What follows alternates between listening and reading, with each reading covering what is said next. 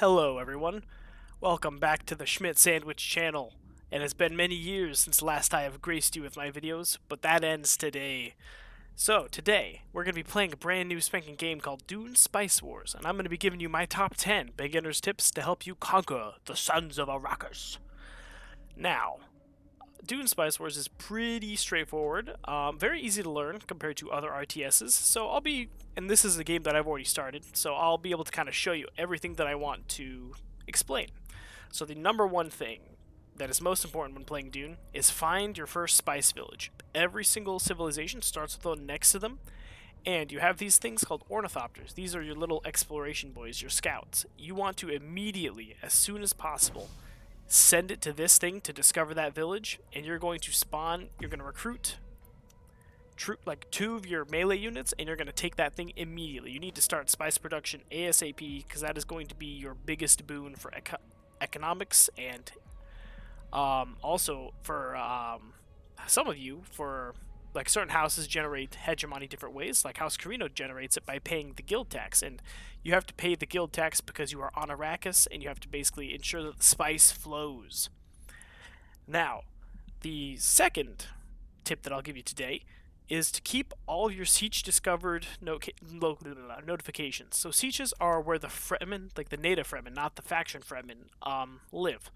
And basically, the reason you want to keep them all is because you can either attack them, farm them for XP and money, or you can trade with them.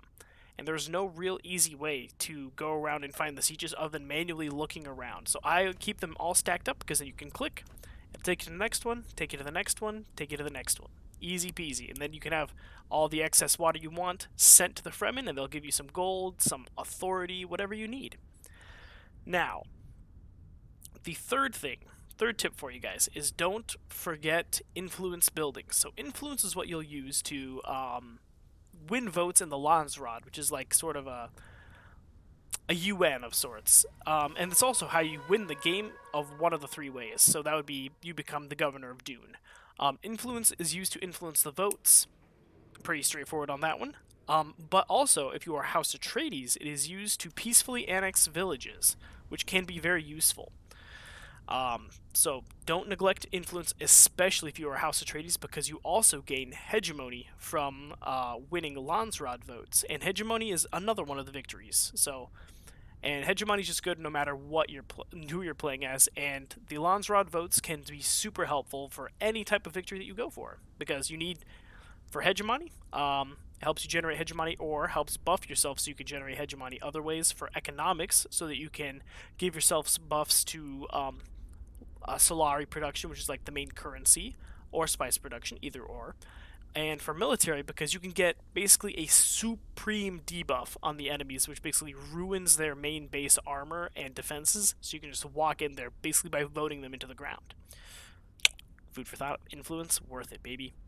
Now the fourth one is build your villages to synergize with the natural buffs that they have. So for example, this village, as you can see, has strong network, intel production, that's just a base thing. Youthful eagerness, so that means that the recruitment offices are more efficient. And as you can see, I've already built one. I've been waiting on Plascrete, though, to build another. And another example, so this village right here gives 20% of the village's Plascrete production as Solar production, so no-brainer. Second building, after of course building the all-important spice refinery, was the Plascrete factory. So basically, as long as you synergize with your villages, you'll be outproducing anyone else if they just bludgeon their way through. So another good example, this one's just a really good village in general. Minus 60% building cost, easy peasy, very nice. And then this one, +1 data center, good for intel and intel operations. The fifth tip that I'm going to give you is build airfields at the front of your base. So for example, I say that one of my frontier villages, this one all the way over here, that is not attached to any of my territory because of the Atreides peaceful annexation, and I'm about to get clobbered. I don't have an airbase, so I basically am screwed because the militia will not win against dedicated troops. They're there to buy time for your dedicated troops to arrive and defend the village. So you want to build air bases on your frontiers. Now, The wording can be a little confusing on the air bases because it says you need a contiguous network. You don't. So you just basically need to build them at the front, and then your troops can go from your capital all the way to wherever you deploy them. So it's very quick and easy, and you can surprise the hell out of some enemies with that as well. So keep that in mind. Number 6. Apologies, can't count. Always build wide and not tall. There's no really good way to build tall, and there's also no big consequences for building wide. The exception to this rule is House Corino, which is the Emperor, because they can build tall, because they can basically put a miniature capital building.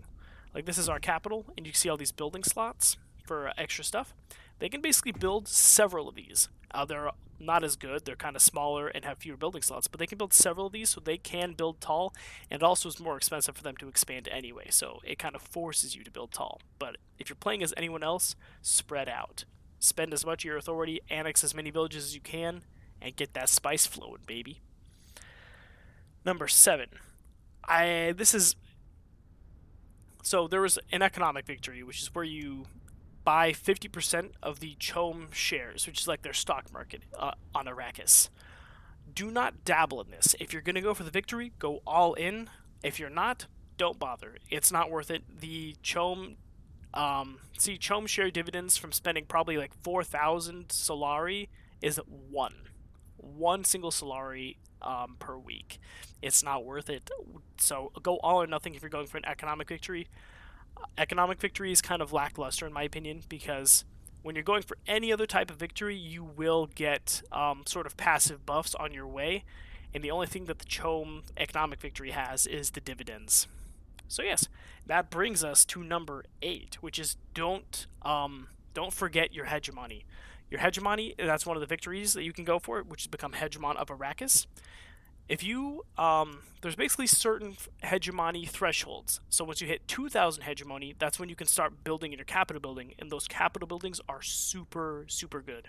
Like this one, for example, plus 30% knowledge, that's your research 30% faster, and it also makes your research hubs cheaper as well. And basically, yeah, so at 5,000 hegemony, House Atreides gains 10% Solari production, and also 10% unit power so this is basically if you lose Landsrod votes, you get 10% unit power so that people can't clap you as easily, or if you win one, then you get extra production. And as House Atreides, you should be winning them pretty frequently, because you'll have influence, and also you start off with the best Landsrod standing of anyone. So yeah, and then at 10,000 hegemony, you gain permanent plus 2% resource production for being elected to positive resolution, and that stacks. So every positive resolution that you get elected to adds an extra 2%. So don't neglect your hegemony. And basically, good ways to get hegemony easy and cheap is to find these little special regions on Arrakis. So the Polar Sink is really good because it also has the water extractor, which is plus 50 water, which is a bunch. That's a buttload. And that can be used to trade with all the Fremen sieges, get yourself a bunch of different resources. And it also gives you, so plus 1,000 hegemony, a couple of other examples. There's one over here that I also took, which is the White Rift, 100% Crafts Workshop resource production, which crafts workshops create hegemony per day. So that's a good one as well. And these are global buffs for your whole empire, not just for the village that is nearest to it. So another one is the Great Volcano, plus 100%. Actually, I'm wrong about that. It is just the region that they're in, because otherwise that would be too OP. You just bum rush the hegemony, the special regions, and then game over for everyone else, you know? And now, the second to last tip that I have for you guys is when you are mobilizing your military, spread your troops out. Because otherwise, if you have troops in groups of more than 3, they will attract sandworms, and you will get clapped by sandworms real easy. I have lost entire armies to sandworms, 7 units gone like that. So keep them in groups of 3, and instead of going in a single file, spread them out widely. Don't go in a single file, because that will also attract sandworms. Spread them out, and then converge on the position that you want to attack. Does that make sense for everyone? Excellent. And it also helps for if the enemy uses intel operations. So for example, House Harkonnen has one that puts toxic fumes on an entire territory, and if all of your units are stacked there, they will wipe out your whole army and then wipe you out as well. So just keep that in mind. You don't want to get one-tapped by some poison fumes on a village, you know? Not a good look. And now, number 10, the final tip for your conquest of Arrakis is make sure you have. I guess this one's more pay attention to what units your enemies have. If you're going for a domination victory, you absolutely must have units that shred armor. So that'll be your explosive units, basically. If you're fighting House Atreides has the strongest armor units in the game. They're wardens, which also buff their allies.